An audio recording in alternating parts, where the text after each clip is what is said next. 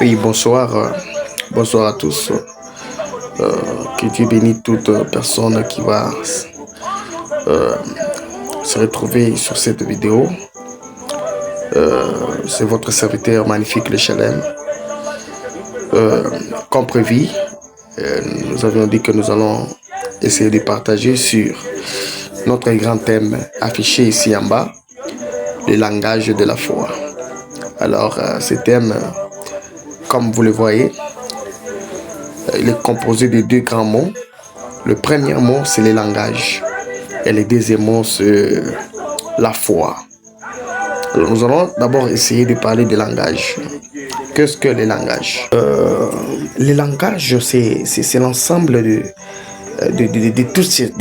toutes ces choses-là. L'ensemble des cris, l'ensemble des gestes, un son, tout ce qu'on peut, tout ce que l'homme peut faire pour exprimer une pensée, et ce qu'on appelle le langage. Donc, j'aimerais que nous puissions comprendre que le langage n'est pas seulement la parole. J'aimerais que nous comprenions tout simplement que lorsqu'on parle de langage, nous voyons les cris, nous voyons les gestes, nous voyons un son, nous voyons des dessins, ça peut exprimer un langage. Alors, ici nous sommes en train de parler du langage de la foi. Remarquez avec moi, vous allez constater que dans notre pays, nous prions beaucoup. Nous allons à la montagne, nous faisons beaucoup de choses pour que Dieu exauce nos prières. Donc, vous allez comprendre avec moi que la plupart des gens qui prient, ils font entendre leurs cris, ils font entendre leur voix, mais ils ne donnent pas la place à la foi. Ils ne font pas entendre la foi. Donc, quand nous sommes dans la prière, faisons tout au lieu que notre bouche parle, mais que notre foi parle. Donc, Dieu n'écoute pas les paroles qui sortent de la bouche, mais Dieu écoute les paroles qui viennent de la foi. Si tu arrives à un niveau où ta foi est en train de parler, c'est alors que l'exaucement va descendre. Alors, la plupart des gens, lorsqu'ils entrent en prière pour une cause, ils prient avec deux pensées. Ils ont deux pensées. Leur pensée est telle que j'entre en prière, je prie peut-être Dieu va agir. Mais s'il se fait qu'il n'agit pas, je vais recourir à telle chose, à telle chose, à telle chose. Et avec ça dans la tête, directement vous êtes loin de la réponse de Dieu. Lorsque nous entrons en prière, entrons avec une pensée.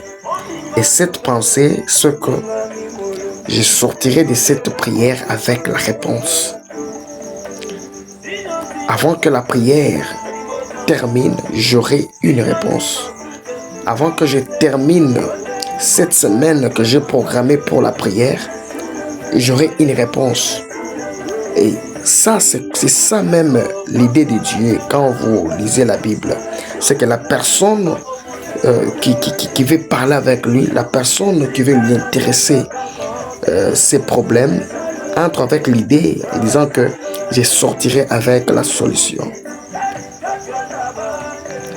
Alors, c'est ainsi que vous allez voir un enfant là, lorsqu'il voit son père, pour lui dans sa tête, il croit que son père, il peut faire tout. Il lui demande même des choses impossibles. Il croit que son père peut acheter toutes choses. Donc c'est ça la foi. Lorsque vous entrez en prière, entrez avec une pensée, à savoir, je sortirai avec une solution. Alors, la foi, c'est de croire, c'est de voir la possibilité dans l'impossibilité. Donc vous-même, quand vous regardez votre cas, vous regardez un problème, vous dites que c'est vraiment impossible. Mais quand vous entrez en prière, vous vous dites que Dieu est capable. Vous dites que je sortirai avec la solution. Comme c'est Dieu, comme je prends ces problèmes, je l'intéresse à Dieu, je sortirai avec la solution. Luc 1, le verset 37 dit, car rien n'est impossible à Dieu. Donc, toute chose est possible à Dieu. La foi, c'est de voir un David qui s'élève, qui n'a jamais combattu, qui ne connaît pas le combat, mais il s'élève, il dit à Goliath, je donnerai ta peau aux oiseaux du ciel. C'est ça la foi. La foi, c'est de voir un Moïse devant la mer rouge. Il prend son bâton, il frappe et la mer se divise en deux parties. C'est ça la foi. La foi, c'est de voir un homme comme Pierre. On lui dit de marcher sur l'eau. Il marche sur l'eau. La foi, c'est de voir un homme comme toi. C'est de te voir que tu te lèves et tu dis à ce problème qui est dans ta vie, toi problème, sors de ma vie, quitte de ma vie, au nom de Jésus. Et ces problèmes vont t'écouter, il va partir.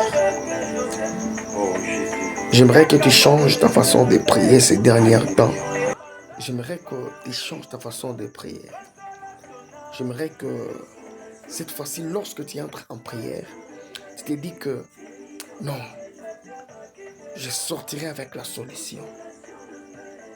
Sur tous les problèmes, sur tous les problèmes.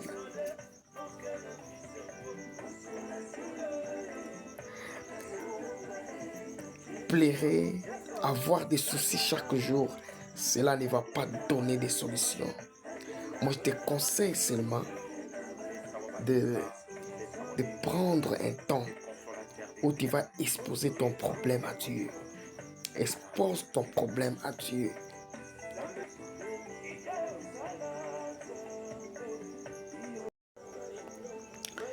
Plairer, se lamenter, expliquer les problèmes aux gens. Peut-être cela va empirer le problème. Cela va empirer ta maladie. Cela va empirer encore tes problèmes. Prends ta cause. Expose-la à Dieu. Moi, je ne vois pas quelqu'un entrer dans la prière, se donner des disciplines pour s'approcher à Dieu et terminer la prière et que Dieu ne répond pas.